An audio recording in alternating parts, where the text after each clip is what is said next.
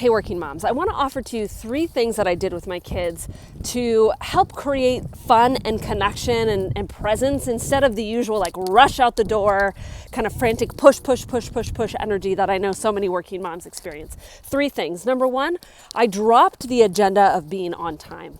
When my kids were not awake 30 minutes before we were supposed to be at school because of the time change, I just said, you know what, we're not going to be at school on time today. That's okay.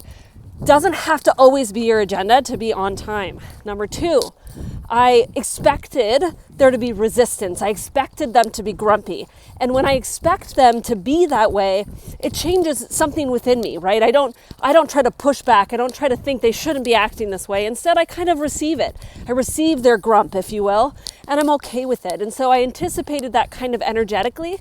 And then I also prepared a little bit for it. I made their snacks, which is something they would usually do. I got their clothes out, helped them get dressed, something they would usually do. I just anticipated that they would need more help.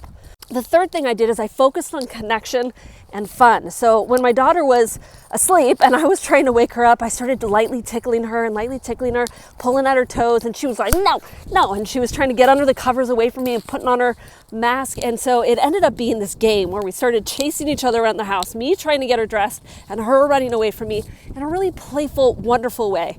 Guess what? We were only 3 minutes late to school. Wasn't that big of a deal.